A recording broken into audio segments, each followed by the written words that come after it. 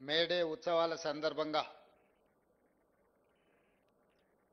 కార్మిక శాఖ ఆధ్వర్యంలో ఏర్పాటు చేసిన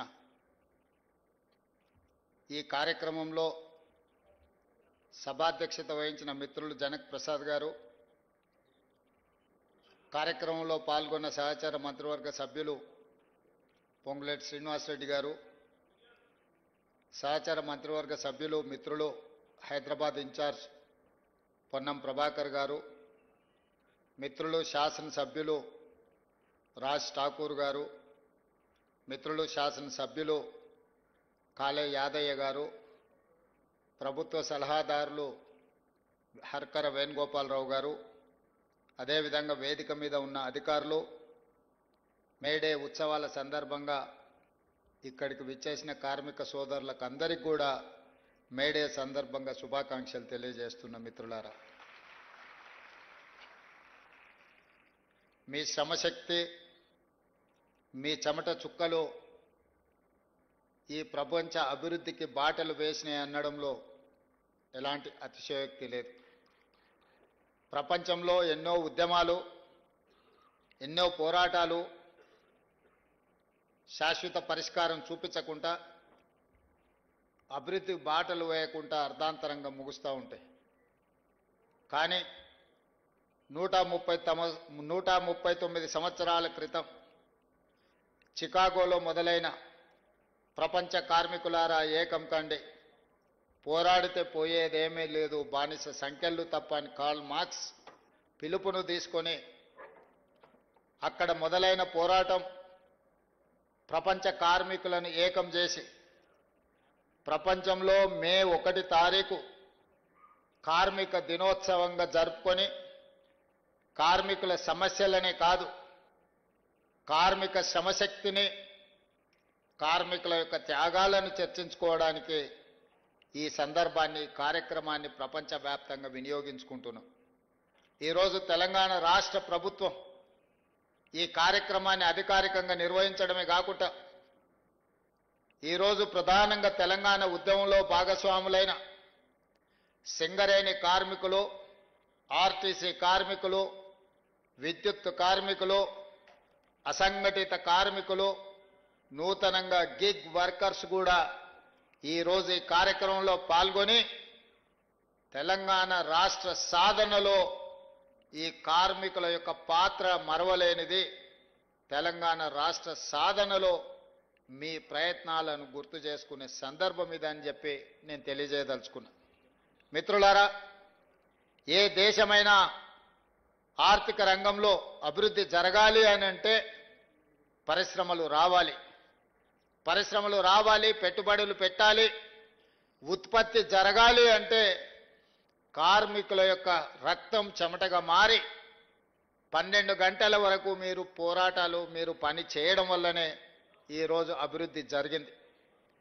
ఆనాటి మీ పోరాటాల వల్ల పని గంటలు 12 నుంచి 8 గంటలకు మార్చడమే కాకుండా వారానికి ఒక రోజు సెలవు ఇచ్చే మీ పోరాటాల వల్ల కార్మికులకు వారానికి ఒక రోజు సెలవు ఇవ్వాల్సిన నిర్ణయాలు ప్రభుత్వాలు ఆనాడు తీసుకున్నాయి. ఈనాడు మన ప్రభుత్వం తెలంగాణ రాష్ట్ర ఉద్యమంలో క్రియాశీలక పాత్ర పోషించిన సింగరేణి కార్మికులను, ఆర్టీసీ కార్మికులను, అదేవిధంగా విద్యుత్ శాఖ కార్మికులను, అసంఘటిత కార్మికులను ఆదుకోవాలన్న ఆలోచనతో ఎన్నో పరిపాలనమైన నిర్ణయాలను సవరించుకుంటూ, సరిచేసుకుంటూ వచ్చిన తెలంగాణ రాష్ట్రంలో 10 సంవత్సరాల విధ్వంసాన్ని సరిదిద్దుకుంటూ ముందుకు వెళ్తున్నాం. మీ అందరి సహకారం వల్ల ఈనాడు తెలంగాణ రాష్ట్రంలో మనము ఇన్ఫ్లేషన్ తక్కువ ఉన్న రాష్ట్రము, దేశంలోనే తెలంగాణ నెంబర్ 1గా నిలబడ్డది. ఇవాళ మీ సహకారం వల్లనే దేశంలోనే అత్యున్నత ప్రమాణాలు కలిగిన పోలీస్ వ్యవస్థ మొదటి స్థానంలో తెలంగాణ రాష్ట్రము నిలబడ్డది. నిరుద్యోగ సమస్యను పరిష్కరించిన రాష్ట్రాలలో మొట్టమొదటి రాష్ట్రం. ఇతర రాష్ట్రాలే కాదు, ప్రపంచంలోనే ప్రతి దేశం నిరుద్యోగ సమస్య పెరుగుతున్న సందర్భంలో 8.8% నుంచి 6.2% నిరుద్యోగ సమస్యను తగ్గించి దేశంలోనే మొదటి స్థానంలో తెలంగాణ రాష్ట్రము నిలబడ్డది. అంటే దాంట్లో మీ శ్రమ ఉన్నది, మీ కృషి ఉన్నదని చెప్పి నేను ఈ సందర్భంగా తెలియజేస్తున్నా. ఒకనాడు నష్టాల బాటలో ఉండి ఆత్మహత్యలు జరుగుతున్న ఆర్టీసీ ఈరోజు లాభాల బాటలో నడిచి మీ జీతాలు మీరు ఇచ్చుకోగలిగిన స్థాయికి ఈరోజు ఆర్టీసీ చేరుకున్నది అని అంటే ఈరోజు మీ శ్రమ మీ కృషి ఎంతో ఉన్నది. అదేవిధంగా సింగరేణి సంస్థ లాభాలలో నడవడమే కాదు, ఈరోజు ఈ వేదిక మీద జనక్ ప్రసాద్ గారు ఉన్నారు, మిగతా నరసింహారెడ్డి గారు, చాలా మంది సింగరేణి కార్మిక నాయకులు ఉన్నారు, ఇక్కడ సింగరేణి కార్మికులు ఉన్నారు.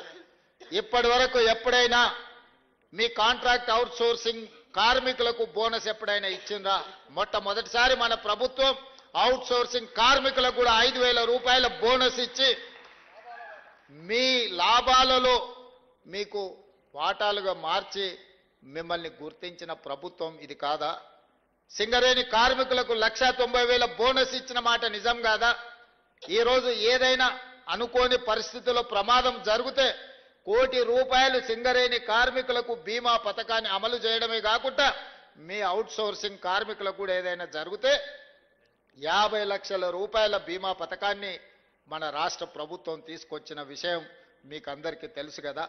ఇదే కాదు, ఈరోజు తెలంగాణ రాష్ట్రం నుంచి పబ్లిక్ సర్వీస్ కమిషన్ పోటీ పరీక్షలకు ఎవరు ప్రిపేర్ అయినా ప్రతి పేదవాడికి సింగరేణి నుంచి ప్రిలిమినరీ ఎగ్జామ్స్ పాస్ అయితే 1,00,000 రూపాయలు, మెయిన్ ఎగ్జామ్స్ రాయడానికి వెళ్ళే వాళ్ళకు కూడా 1,00,000 రూపాయల పథకాన్ని సింగరేణి నుంచి మొదలుపెట్టి ఈసారి ఐఏఎస్లు ఐపీఎస్లల్లా అత్యధికంగా ఈ రాష్ట్రంలో నుంచి మనం ఎంపిక కావడానికి వాళ్ళు ఢిల్లీలో శిక్షణ పొందడానికి ఈరోజు సింగరేణి సంస్థ నుంచి మనం సహాయాన్ని అందించినాం.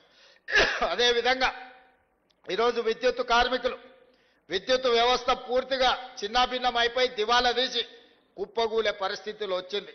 సదరన్ డిస్కామ్ కానీ, నార్థన్ డిస్కామ్ కానీ, జెన్కో కానీ, ట్రాన్స్కో కానీ ఈరోజు పూర్తిగా దెబ్బతిని 1,000 కోట్ల రూపాయల అప్పుల్లో మునిగిపోయినాయి. 10 సంవత్సరాలు ఈ సంస్థల్ని నిర్లక్ష్యం చేయడం వల్ల ఈరోజు ఆ సంస్థలు కుప్పగూలే పరిస్థితి వచ్చింది. అందుకే ఈరోజు ఒక పద్ధతి ప్రకారం సింగరేణి సంస్థల్ని లాభాల బాటలో నడిపించడమే కాదు, బొగ్గు ఉత్పత్తి పెంచి మీకు భవిష్యత్తులో కొత్త గనులను కూడా కేటాయించాలని, కొత్త గనులను తెరవాలని, నూతన ఉద్యోగ ఉపాధి అవకాశాలు కల్పించాలని ఈరోజు ప్రయత్నం చేస్తున్నాం. మీ కారుణ్య నియామకాలకు సంబంధించి గతంలో ఎన్ని నిబంధనలు ఉండేనో, ఎంత అవినీతి ఉండేనో మీకు తెలుసు.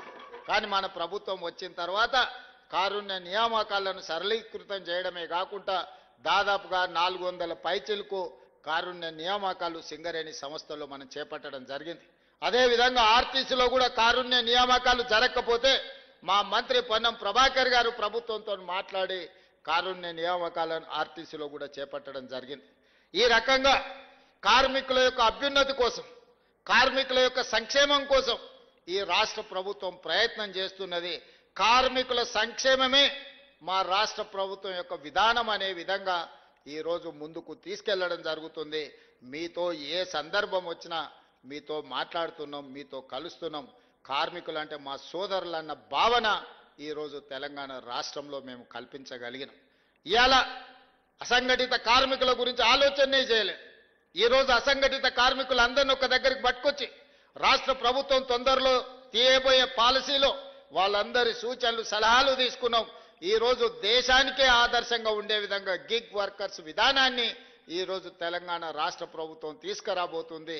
అందరి అభిప్రాయాలు తీసుకొని ఈ మొన్న జరిగిన భారత్ సమ్మిట్లో ప్రపంచ దేశాల నుంచి వచ్చిన కార్మిక సంఘాల నాయకుల నుంచి కూడా మనం అభిప్రాయాలు తీసుకోవడం జరిగింది. ఇవన్నీ మీరు అండగా నిలబడి ఈ ప్రభుత్వాన్ని అధికారంలోకి ఈ పార్టీని తెచ్చినందుకే ఇవన్నీ సాధ్యమైంది. ఆనాడు రాహుల్ గాంధీ గారు కన్యాకుమారి నుంచి కశ్మీర్ వరకు 150 రోజులు 4,000 కిలోమీటర్ల పాదయాత్ర చేస్తూ మండు టెండల్లో, మంచు కొండల్లో మిమ్మల్ని అందరినీ కలిసి మీ ఆలోచనలు పంచుకొని ఆనాడు కార్మికులను, విద్యార్థులను, నిరుద్యోగ యువకులను, రైతు కూలీల సంఘాలను కలిసి వాళ్ళు వెలుబుచ్చిన అభిప్రాయాలను రాహుల్ గాంధీ గారు సేకరించి ఈరోజు కులగణన చేపట్టాలి అని చెప్పి ఆదేశాలు ఇచ్చాడు. వారి సూచన మేరకు తెలంగాణ రాష్ట్ర ప్రభుత్వం చేపట్టిన కులగణన ఈరోజు దేశానికే ఆదర్శమైంది. తెలంగాణ రాష్ట్ర ప్రభుత్వం చేసిన చట్టం ఈరోజు కేంద్ర ప్రభుత్వం దేశంలో కూడా జనగణనలో కులగణన చేర్చి తొందరలోనే ఎవరు ఎంతమంది ఉన్నారో తేలుస్తామని చెప్పి ఈరోజు కేంద్ర ప్రభుత్వం ప్రకటించింది అనంటే ఈరోజు మీరందరూ అండగా నిలబడి తీసుకొచ్చిన ప్రభుత్వం తీసుకుంటున్న చర్యల వల్లనే ఈరోజు పేదవాళ్లకు న్యాయం జరుగుతున్నది. అందుకే మిత్రులారా, ఈరోజు కార్మిక సంఘాల నాయకులకు నేను విజ్ఞప్తి చేస్తున్నా. 60 సంవత్సరాలు 16 మంది ముఖ్యమంత్రులు 72,000 కోట్ల రూపాయలు అప్పు చేస్తే ఒక వ్యక్తి, ఒక పార్టీ, ఒక కుటుంబం 10 సంవత్సరాలలో 7 లక్షల కోట్ల రూపాయలు అప్పు చేసింది. పోనీ 7 లక్షల కోట్ల రూపాయల అప్పుతోనే ఎక్కడైనా ఏదైనా అభివృద్ధి జరిగిందా మీరు ఆలోచన చేయండి. మీ కార్మికులకు ఏదైనా మేలు జరిగిందా? చనిపోయిన కార్మికుల పట్ల మానవత్వంతో ఎప్పుడైనా ఆలోచన చేసిండ్రా? ఆర్టీసీ కార్మికులు ఆనాడు ధర్నా చేసి ఆనాడు మీరు ఉద్యమం చేస్తే 50 మంది కార్మికులను పొట్టన పెట్టుకున్నారు, కానీ మీతోని మాట్లాడలేదు. మరి మేము వచ్చిన తర్వాత ఈరోజు ఆర్టీసీని గాడిలో పెట్టి ఈరోజు లాభాల వైపు నడిపించే ప్రయత్నం చేస్తున్నాం. ఆర్టీసీ కార్మికులకు నేను విజ్ఞప్తి చేస్తున్నా, మళ్ళీ సమ్మె అని చర్చలు చేస్తున్నారు. దయచేసి ఈ సంస్థ మీది. ఈ సంస్థను ఏ మాత్రం పట్టింపులకో రాజకీయ నేపథ్యంలో ఎవరైనా ప్రోత్సహిస్తే, మనం ఏదైనా ఒక నిర్ణయం తప్పుగా చేస్తే మొత్తం సంస్థనే దెబ్బతినే పరిస్థితి ఈరోజు ఉంది. అదే కాదు, ఇవాళ మీరు ఆలోచన చేయండి, 7 లక్షల పైచిలకు కోట్ల రూపాయల అప్పులు రాష్ట్ర ప్రభుత్వం మీద ఉన్నాయి. ఆయన 50,000 కోట్ల రూపాయల కాంట్రాక్టర్ల బిల్లులు పెండింగ్ పెట్టాడు. బొగ్గు సరఫరా చేసిన సింగరేణికి 20,000 కోట్ల రూపాయలు పెండింగ్ పెట్టాడు. అదేవిధంగా వ్యవసాయానికి ఉచిత విద్యుత్తు అందించిన విద్యుత్తు శాఖకు దాదాపుగా 25-30,000 కోట్ల రూపాయలు పెండింగ్ పెట్టాడు. ఇట్లా ఇంకొక 1,29,000 కోట్ల రూపాయలు వివిధ సంస్థలకు బకాయిలు పెట్టిండు. చంద్రశేఖరరావు గారు డిసెంబర్ 7, 2023 నాడు మాకు అధికారం అప్పజెప్పినప్పుడు 8,29,000 కోట్ల రూపాయల అప్పులు మా చేతికి అందించిండు. ఇందులో 7,11,000 కోట్ల రూపాయలు వివిధ బ్యాంకులల్లా వివిధ సంస్థలల్లా ప్రభుత్వం పూచీకత్తు పెట్టి అప్పులు తెస్తే మిగతావి వివిధ సంస్థలలో ఉద్దెర పెట్టిండు. ఉద్దెర మన గ్రామాలలో ఉంటుంది. కిరాణం కొట్టోడో లేకపోతే బట్టల కొట్టో షాపోడో మనకు తెలిసినోడు ఉంటాడు. దానికి ఒప్పందాలు ఇన్స్టాల్మెంట్స్ ఏముండవు. ఊర్లో మనకు ఉండే గౌరవం కొద్ది అప్పిస్తారు.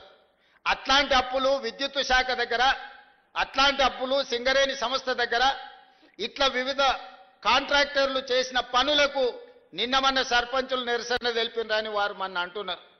మేము వచ్చినాక సర్పంచులే లేరు కదా మిత్రమా. మేము అధికారం రాకంటే ముందే సర్పంచుల పదవీ కాలం ముగిసిపోయింది. మరి మేము సర్పంచులకు ₹1 పని కూడా ఇవ్వలేదు. పని ఇద్దామన్న సర్పంచులే లేరు. ఇవాళ సర్పంచులకు బకాయిలు ఉన్నాయంటే ఆ ప్రభుత్వం ఆనాడు వారు పెట్టిపోయిన బకాయిలే కదా. ఇట్లాంటి బకాయిలు, కాంట్రాక్టర్ల బకాయిలు, సర్పంచుల బకాయిలు, విద్యుత్ శాఖ బకాయిలు, ఆర్టీసీ కార్మికుల బకాయిలు ఈ రోజు ప్రతి సంస్థకు పుట్టిన కాడల్లా బ్యాంకులకు దొరికితే బ్యాంకులో తెచ్చిండు, ఊరి మీద దొరికితే ఊరి మీద తెచ్చిండు, చేబదులు దొరికితే చేబదులు తెచ్చిండు, పక్కింటోళ్ళ దగ్గర దొరికితే పక్కింటోళ్ళ దగ్గర తెచ్చిండు. మొత్తంగా 10 సంవత్సరాలలో 8,29,000 కోట్ల రూపాయల అప్పుతోని డిసెంబర్ 7, 2023 నాడు మా చేతికి అధికారం ఇచ్చిండు. మరి ఈరోజు నేను అడుగుతున్న మిత్రులారా, 60 సంవత్సరాలు 16 మంది ముఖ్యమంత్రులు 1948 నుంచి 2014 జూన్ 2 వరకు 72,000 కోట్ల రూపాయల అప్పు చేస్తే ఒక వ్యక్తి, ఒక కుటుంబం, ఒక పార్టీ 10 ఏళ్లలో 8,29,000 కోట్ల రూపాయల అప్పు చేసి ఆ అప్పులతోని ఆయన తీసుకున్న తప్పుడు నిర్ణయాలతోని మనకు అధికారం ఇచ్చిండు. ఒకే ఒక్క ఉదాహరణ చెప్పదలుచుకున్న, అన్నం ఉడికిందా లేదా అని ఒక మెతుకు బట్టి చూస్తే తెలుస్తుంది. 1,02,000 కోట్ల రూపాయలు కాళేశ్వరం కాంట్రాక్టర్లకు బిల్లులు ఇచ్చిండు. 3 ఏళ్ల కట్టుడు కూలుడు సరిపోయింది. ఆయన కాళేశ్వరం అన్నాడు, మా కోమటిరెడ్డి వెంకన్న అది కూలేశ్వరం అన్నాడు. ఎక్కడైనా ఈ భూమి మీద 1,02,000 కోట్ల రూపాయలు పెట్టి కట్టిన ప్రాజెక్టులు, మేడిగడ్డ, సుందిల్లా, అన్నారం అనే ప్రాజెక్టులు కుప్పగూలిపోవడం ఎక్కడన్నా చూసిండ్రా? మనం ఇల్లు కట్టుకుంటే కూడా 50 ఏళ్ళు ఉంటుంది, గుడిసేసుకుంటే కూడా 10 ఏళ్ళు ఉంటుంది. పేదోళ్ళు ఊర్లలో కట్టుకునే గుడిసె కూడా ఓ 10 ఏళ్ళు ఉంటుంది. 10 ఏళ్ల తర్వాత తాటాకులు పోతే కొత్త వేసుకుంటాం. కానీ 1,00,000 కోట్ల రూపాయలు కట్టిన కాళేశ్వరం 3 ఏళ్లకే కుప్ప కూలిపోయింది. ఇట్లా 8 లక్షల కోట్ల రూపాయలు ఎక్కడికి పోయినవో ఆనమాళ్ళు దొరకకుండా పోయినాయి. ఈ పరిస్థితుల్లో కష్టపడి రూపాయి జమ చేసి ఇవాళ ప్రతి నెల నేను 15 నెలల ప్రభుత్వాన్ని నడిపిన దాంట్లో 1,58,000 కోట్ల రూపాయలు అప్పు చేస్తే 1,52,000 కోట్ల రూపాయలు ఆయన చేసిన అప్పులకు అసలుకు మిత్తికి కట్టాల్సి వచ్చింది. అంటే ప్రతి నెల సరాసరి నేను 10,000 కోట్ల రూపాయల అప్పు చేసి ఆయన చేసిన అప్పులకు మిత్తికి నేను కట్టాల్సి వస్తుంది. ఒక్క రూపాయి కూడా ఈ కార్మికుల కోసమో, ఈ విద్యార్థుల కోసమో, ఈ నిరుద్యోగ యువకుల కోసమో, ఈ రాష్ట్రంలో ఉన్న రైతుల కోసమో తెచ్చిన అప్పుల నుంచి ఒక్క రూపాయి కూడా ఖర్చు పెట్టలేని పరిస్థితి ఉన్నది. 60 నెలలు నాకు అధికారాన్ని అప్పచెప్పితే నెలకు 10,000 కోట్ల రూపాయల చొప్పున 6 లక్షల కోట్ల రూపాయలు ఆయన గారు చేసిన అప్పులకు తప్పులకు ఈరోజు నేను పాయమాలు కట్టాల్సి వస్తుంది. ఆయన అంటుండు రేవంత్ రెడ్డి వస్తేనే అప్పులు చేసిండు, రేవంత్ రెడ్డి వస్తేనే అప్పులు చేసిండు. ఆయన 1,52,000 కోట్లే అప్పు చేసిండని చెప్పిండు. కాదు, 1,58,000 కోట్ల రూపాయలు అప్పు చేసిండు మీ ముఖ్యమంత్రి. కానీ ఆ 1,52,000 కోట్ల 58,000 కోట్ల రూపాయలలో 1,52,000 కోట్ల రూపాయలు 15 నెలల ఆయన చేసిన అప్పులకు అసలు మిత్తి నేను కట్టాల్సి వచ్చింది. ఇంకెట్లా నడపాలనో రాష్ట్ర ప్రభుత్వాన్ని మీరు చెప్పండి. ఇవాళ ఏ పథకం ఆగలేదు, రైతు భరోసా ఆగలేదు, రైతు రుణమాఫీ ఆగలేదు, షాదీ ముబారక్ ఆగలేదు, కళ్యాణ లక్ష్మి ఆగలేదు.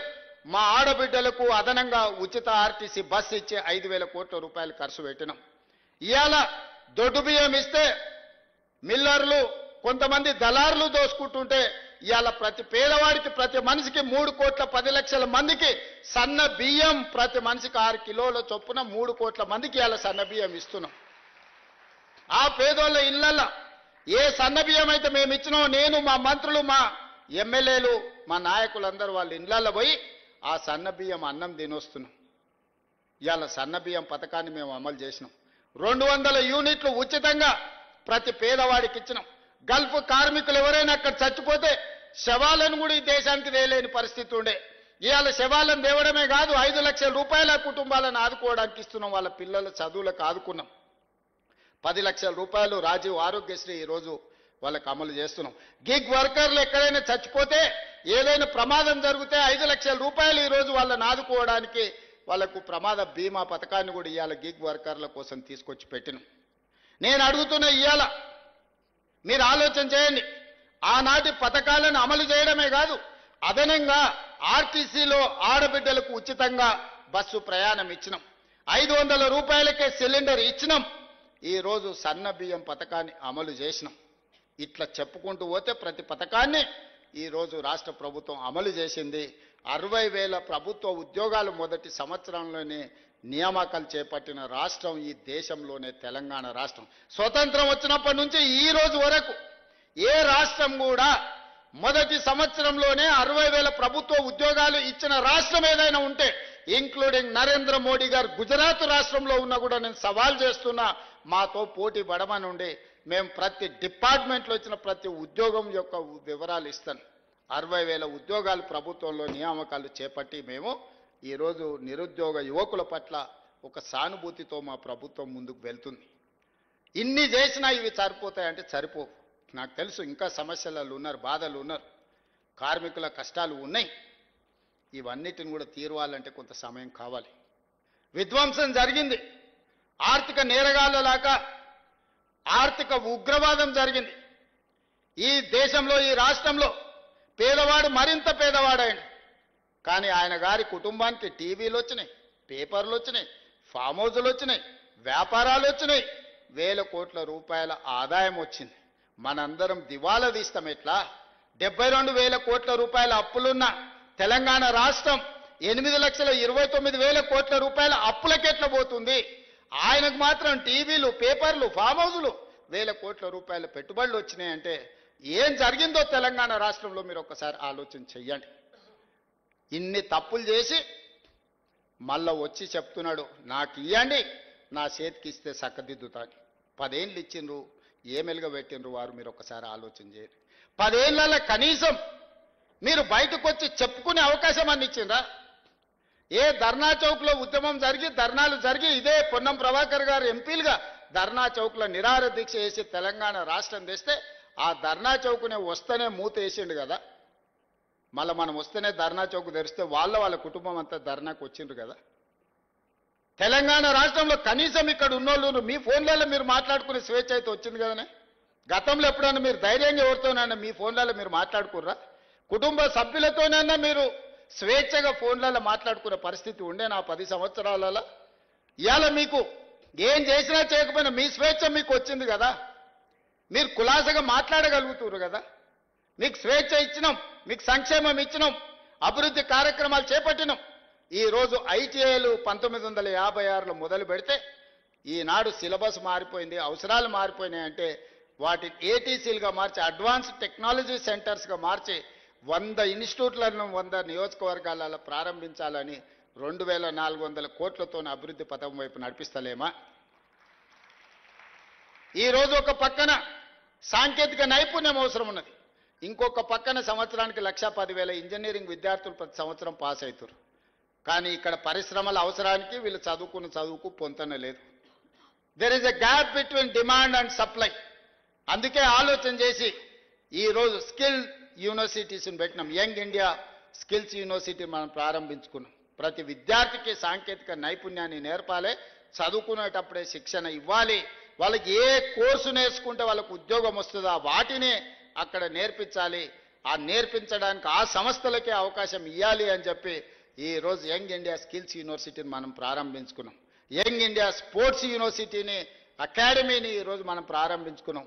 140 కోట్ల జనాభా ఉన్న ఈ దేశానికి ఒలింపిక్స్లో ఒక బంగారు పథకం రాలేదు అని అంటే ఇది అవమానం కాదా ఈ దేశానికి, రాష్ట్రానికి అని ఆలోచన చేసి ఈరోజు యంగ్ ఇండియా స్పోర్ట్స్ యూనివర్సిటీని, అదేవిధంగా యంగ్ ఇండియా స్పోర్ట్స్ అకాడమీని ఈరోజు మనం ప్రారంభించుకున్నాం.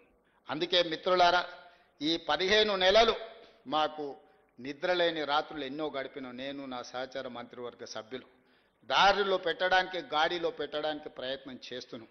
మీ అందరి సహకారం ఉండాలి. ముఖ్యంగా ఈ వేదిక మీద నుంచి ఆర్టీసీ కార్మికులకు నేను విజ్ఞప్తి చేస్తున్నా, పంతాలు పట్టింపులకు పోకండి. ఇప్పుడిప్పుడే కుదురుకుంటున్నాం. ఏదైనా విషయాలు ఉంటే మా మంత్రి గారితో చర్చించండి. చేయగలిగింది ఏదున్నా చేస్తాం, లేదా రాష్ట్ర ప్రభుత్వానికి వస్తున్న ఆదాయం మీ చేతికే ఇస్తాం. ప్రతి నెల ఈ రాష్ట్ర ప్రభుత్వానికి వస్తున్న ఆదాయం 18,500 కోట్ల రూపాయలు. ఇందులో 6,500 కోట్ల రూపాయలు అప్పులకు కడుతున్నాం. 6,000 కోట్ల రూపాయలు జీత భత్యాలు పెన్షన్లకు ఇస్తున్నాం. దాదాపుగా 13,000 కోట్ల రూపాయలు తీస్తే మా చేతులు ఉన్నాయి 5,500 కోట్ల రూపాయలు. ఇందులో మీకు ప్రతి సంక్షేమ పథకం అమలు చేయాలి. కనీసం 22,500 కోట్ల రూపాయలు ఉంటే ప్రతి నెల ప్రాథమిక అవసరాలు తీర్చుకోగలుగుతాం. కాంట్రాక్టర్లకు బిల్లులు ఇవ్వాలంటే నెలకు నాకు 30,000 కోట్ల ఆదాయం కావాలి. మరి ఈరోజు 12,000 కోట్ల ఆదాయం తక్కువ ఉంది.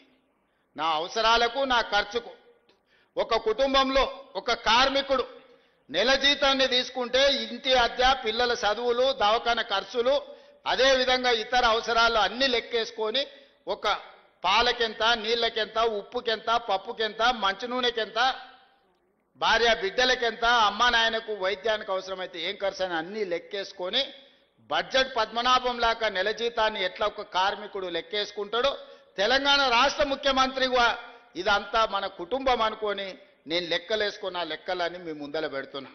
ఏ కార్మిక సంఘాల నాయకులకైనా నా విజ్ఞప్తి ఒకటే, ఆర్థిక మంత్రిని, ప్రధాన కార్యదర్శిని, అదేవిధంగా ఫైనాన్స్ సెక్రటరీని అందరినీ మీ దగ్గర కూర్చోబెడతా. వచ్చే ఆదాయం మొత్తం మీ చేతిలో పెడతా. ఏదాపమంటారో ఏడ ఖర్చు పెట్టమంటారో మీరే చెప్పుర్రి. అనా పైసా కూడా నేను ఇంటికి తీసుకెళ్ళను, ఒక్క పైసా కూడా అవినీతికి పాల్పడను. నేను మీకు మాట ఇస్తున్నా. మీరే చెప్పండి. మీరే ఒక అడ్వైజరీ బోర్డు పెట్టుకోండి. మీరే సూచన చేయండి.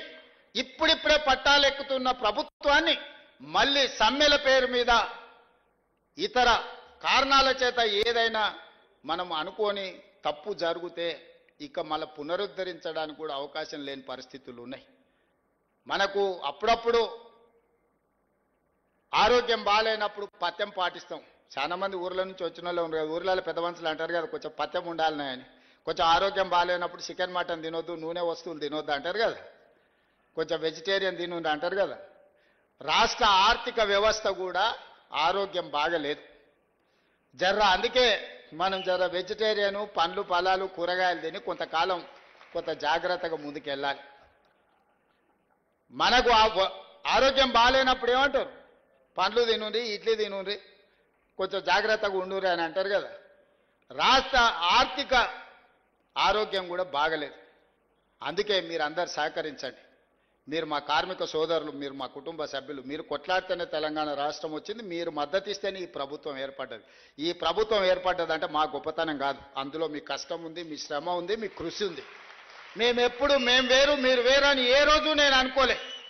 మీలో ఒక్కరిని, మీ కుటుంబ సభ్యుని, మీ సంక్షేమం కోసం, మీ అభివృద్ధి కోసం, మీ భవిష్యత్తు ప్రణాళికల కోసం మీ ముఖ్యమంత్రిగా, మీ సోదరుడిగా పనిచేయడానికి నేను సిద్ధంగా ఉన్నా.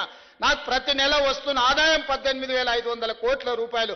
ఈ 18,500 కోట్ల రూపాయలు మీ చేతుల్నే పెడతా. బ్యాంకులకు కట్టుండి, నా ఉద్యోగస్తులకు ఇచ్చే జీతాలు వాళ్ళకి ఇవ్వండి, రిటైర్ అయిన వాళ్ళకి పెన్షన్ ఇవ్వండి, మిగతాది ఏడ ఖర్చు పెట్టమంటారో మీరే చెప్పుండ్రి. సన్నబియ్యానికి ఇద్దామా, ఉచిత కరెంటుకి ఇద్దామా, ఆర్టీసీ బస్సుకి ఇద్దామా, షాది ముబారక్ ఇద్దామా, కళ్యాణ లక్ష్మికి ఇద్దామా, లేకపోతే ఇంకేదైనా ఆడంబరాలు చేసుకుందామా, మీరు ఎట్లా చెప్తే గట్లనే రాష్ట్ర ప్రభుత్వాన్ని నడపడానికి నేను సిద్ధంగా ఉన్నా. దీంట్లో అబద్ధాలు లేవు. ఎవరైనా ఇంతకు మించి చెప్తే లెక్కలైనా మీరు చూడండి. మొత్తం అందరిని పిలిచి కూర్చోబెట్ట, మీరే ఒక సింగరేణి నుంచి, ఆర్టీసీ నుంచి, విద్యుత్ శాఖ నుంచి, అసంఘటిత కార్మికుల నుంచి మీరు ఒక కమిటీ వేసుకోండి. మీ ముందల మొత్తం లెక్కలన్నీ ముందల పెడతా. మరి ఆ లెక్కల ప్రకారం ఎట్లా నడుపుకుందామో ప్రభుత్వం చెప్పండి. ఇవాళ ఎవడో కూడా వచ్చి చెప్తాడు, జర మంచిగా ఉన్నాం, బాగానే ఉన్నాం, సంతోషంగా ఉన్నాం, కనీసం 1వ తారీఖు కాకపోతే 6వ తారీఖు నాన్న జీతాలు వస్తున్నాయి, తెలంగాణ గొప్పగా పరిపాలించిన అన్నాడు. 10 ఏళ్ళలో ఎన్నడని 1వ తారీఖు నా జీతాలు ఇచ్చిండు. ఆ సోదరులారా, ప్రభుత్వ ఉద్యోగస్తులను గుండె మీద చేసుకొని చెప్పమనుండ్రి. ఎన్నడన్నా ఆర్థిక పరిస్థితి బాగుంటే ఈ ప్రభుత్వం కోసం 30 రోజులు పనిచేసే కార్మికుడు కానీ, ఉద్యోగి కానీ నెల జీతం మీదనే జీవితాన్ని గడిపే వాళ్ళకు 1వ తారీఖు నాడు ఎన్నడన్నా జీతం ఇచ్చిండు ఆ 10 ఏళ్ళలా. కానీ మీ సోదరుడు ముఖ్యమంత్రి అయిన తర్వాత ప్రతి నెల ప్రభుత్వ ఉద్యోగస్తులకు జీతం పడుతుందా లేదా మీరు చెప్పండి. మీరు ఆలోచన చేయండి, మీరు గుండె మీద చేయి పెట్టుకొని చెప్పండి. ఆనాటికి ఈనాటికి ఉన్న తేడాను ప్రజలకు వివరించండి. ఉన్నది ఉన్నట్టు మీకు చెప్తున్నా. ఏది దాచిపెట్టే అవసరం నాకు లేదు. అబద్ధాలతోని రాజకీయం నడవదు. నేను అబద్ధాల ప్రాతిపదికన పరిపాలన చేయదలుచుకోలేదు. కష్టమైన, నిష్ఠూరమైన, వినడానికి కొంత కఠినంగా ఉన్నా ఉన్నది ఉన్నట్టు మీకు చెప్పదలుచుకున్నా. మా పొన్నం ప్రభాకర్ గారు ఎట్లనైనా ఈ సమ్మెను వాయిదా వేయించాలి, ఎట్లా చేయాలి, ఏదో ఒకటి ఇప్పటికాడికి ఒప్పుకుందాం అంటుండు. ఒప్పుకుంటే అబద్ధమే అవుతుంది. ఎన్నో దగ్గర ఒకటి ఆపాలి. ఏది ఆపాలను మీరే చెప్పు. ఏది లేదు. నాకు ప్రతి నెల కనీస అవసరాలు తీరాలంటే 22,500 కోట్లు కావాలి.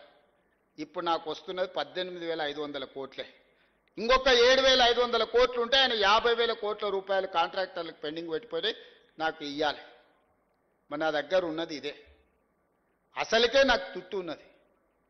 మళ్ళీ తుట్టిలో భాగంగా మూలిగే నక్క మీద తాటికాయ వచ్చి పడ్డది అన్నట్టు మీరు సమ్మె పోటు ఏమన్నా ఇచ్చిందంటే ఇది రాష్ట్రానికి నష్టం సోదరులారా. మీరు వేరే వాళ్ళు కాదు, మీరు మా కుటుంబ సభ్యులు. మీరే కూర్చోండి, మాట్లాడదాం. రాండి, మంత్రితో మాట్లాడండి, శాఖలు అందరిని పంపిస్తా. నేను కూడా కూర్చుంటా. వాళ్ళతో మాట్లాడినాక నా దగ్గర రండి. ఎట్లా చేద్దామో చెప్పుర్రి. నాది నాకు ఏంది, ఎవరెక్కడైనా ఓని అనే విధానం కాకుండా అందరికీ ఎట్లా చేద్దామో చెప్పుర్రి. వెసులుబాటు కల్పించండి. వెసులుబాటు ఎట్లా చేద్దామో చెప్పుండ్రి. మేము ఏది కూడా నేను దాచిపెట్టను.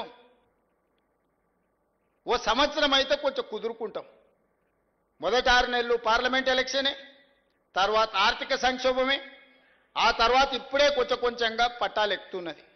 ఇప్పుడు మళ్ళా ఏదైనా అవతల కడుపు మంటతోని, అసూయతోనో, విషం నింపుకొని, ఆలోచనలతోని కొన్ని తప్పుడు మాటలు, తప్పుడు ఆలోచనలు చెప్పి అట్లెందుకు చేయరు, ఇట్లెందుకు చేయరు, ఇప్పుడు చేయాలి కదా, అప్పుడు చేయాలి కదా, 10 ఏళ్ళు చేయలేనోడంట వచ్చి మనకు చెప్తున్నాడు.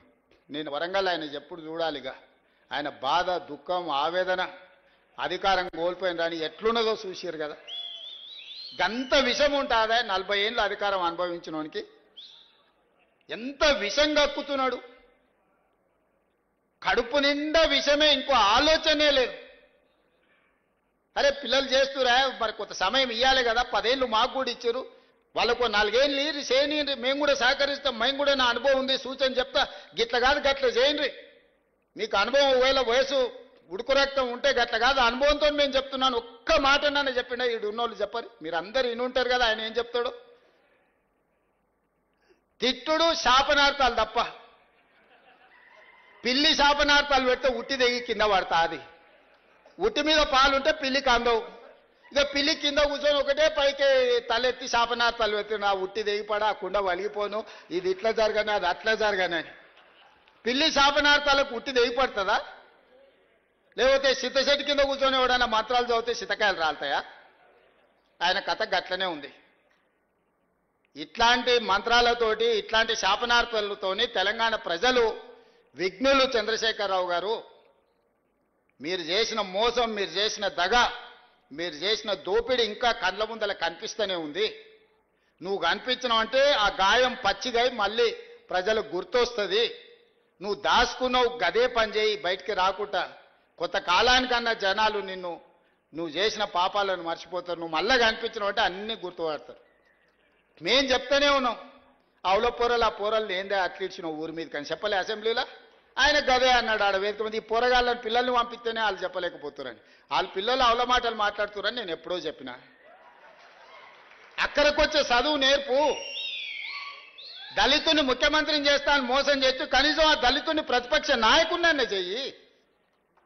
కనీసము అప్పుడు చేసిన మోపాలు కొన్నన్నా గడుక్కో. అంతే తప్ప ఆయన మాటలల్లా మళ్ళీ ముసుగు తోడుకొని రావాలనే ప్రయత్నం చేస్తుండు. కపట నాటక సూత్రధారి అని వెనకటికి చెప్పారు కదా, కపట నాటక సూత్రధారి మళ్ళీ బయలుదేరిండు. ప్రజలు అప్రమత్తంగా ఉండండి. కార్మిక సోదరులారా, మేడేనా నేను మాటిస్తున్నా, ఏ వెసులుబాటు ఉన్నా ప్రతి రూపాయి మీ సంక్షేమం కోసం, మీ అభివృద్ధి కోసం, మీ పిల్లల చదువుల కోసం ఖర్చు పెట్టే బాధ్యత నాది. నమ్మండి నన్ను. 20 ఏళ్ళు మీకు అండగా నిలబడతా. నమ్ముకున్నోళ్లను కాపాడుకునే బాధ్యత మా ప్రభుత్వం చేస్తుంది. కులగణన చేస్తామన్నాం, చేసినాం. ఎస్సీ వర్గీకరణ చేస్తా అన్నాం, చేసినాం. ఉద్యోగాలు ఇస్తా అన్నాం, ఇచ్చినాం. సన్న బియ్యం ఇచ్చినాం. ఇవాళ ఆడబిడ్డలకు బస్సు ఉచితంగా ఇచ్చినాం. చెయ్యగలిగింది ప్రతిదీ చేస్తున్నాం. ఏదైనా సమస్య ఉంటే మీకే చెప్పుకుంటాం. మీరే మా పెద్దలు. మేము ఒకరి దగ్గరికి వెళ్ళి చెప్పుకునే అవసరం నాకేముందా? మీరందరు కలిస్తే, మీరందరూ మా అండగా నిలబడితే ఆ కుర్చీలో కూర్చున్నా. మా తాతలు ఇచ్చిన ఆస్తి కాదు ఆ కుర్చీ, మీరిచ్చిన కుర్చీ. మీకే చెప్పుకుంటే ఏమన్నా ఉంటే ఎవ్వరు ఏం అనుమానం పెట్టుకోకండి. ఏడికి వెళ్తాడుకొచ్చి కూర్చుంటా, మీ మధ్యలోనే కూర్చుంటా. నాకున్నది ఏంటంటే నా దగ్గర ఏం గుంజుకుంటారు? ఏముంది నా దగ్గర మీరు గుంజుకోనికే? ఏదైనా ఉంటే చెప్పుకుంటారు. చెయ్యాలనే చిత్తశుద్ధి నాకుంది. చేయగలిగింది ఉంటే అక్కడికక్కడనే చేసి వస్తా. అందుకే ఈ ప్రభుత్వం మీది మంచిగా నడుపుకుందాం. వాడో వీడో మన మీద విషపు సూపులతోటి అంటారు కదా, కళ్ళల్లో ఏదో ఉన్నదని. అట్లాంటి కళ్ళల్లో పెట్టుకొని కొంతమంది మన ప్రభుత్వాన్ని దెబ్బతీయాలను, మన ప్రతిష్టను ఇవాళ భంగం కలిగించాలని చూస్తారు. కేంద్ర ప్రభుత్వానికి కూడా తెలంగాణ మోడల్ తప్పలేదు. తెలంగాణ మోడలే ఈరోజు కేంద్ర ప్రభుత్వం తీసుకోవాల్సి వచ్చింది. తెలంగాణని ఈ దేశానికి రోల్ మోడల్ అని చెప్పి నేను చెప్పదలుచుకున్నా. అందులో మీరే భాగస్వామి. రేపు వచ్చే మన గిగ్ వర్కర్స్ పాలసీ ఈ దేశానికే రోల్ మోడల్ అవుతుందని నేను చెప్పదలుచుకున్నా. కార్మిక చట్టాలను సవరించి కార్మికులకు రక్షణ కల్పించి కార్మికులను ఆదుకునే విధానాన్ని ఎప్పుడైతే తెలంగాణ రాష్ట్రం తెస్తుందో అది తెలంగాణకి మోడల్ అవుతుంది. కేటగరైజేషన్లో మనమే నెంబర్ 1, కులగణనలో మనమే నెంబర్ 1, గిగ్ వర్కర్స్ పాలసీలో మనమే నెంబర్ 1, ఆర్టీసీ బిడ్డలకు ఉచిత బస్సులో మనమే నెంబర్ 1, ఈ రాష్ట్రంలో శాంతి భద్రతలను కాపాడడంలో దేశంలోనే మనమే నెంబర్ 1, నిత్యావసర వస్తువుల ధరలను నియంత్రించడంలో మనమే నెంబర్ 1, నిరుద్యోగ సమస్యను పరిష్కరించడంలో మనమే number 1. Telangana is number 1. Telangana is rising తెలంగాణని ఎవడు ఆపలేడు. ఎవడైనా ఆపాలనుకుంటే వాళ్ళ కాళ్ళు, వాళ్ళ కళ్ళు, వాళ్ళ చేతులు కాలిపోతాయని తెలియజేస్తూ మీ అందరి దగ్గర సెలవు తీసుకుంటున్నాను.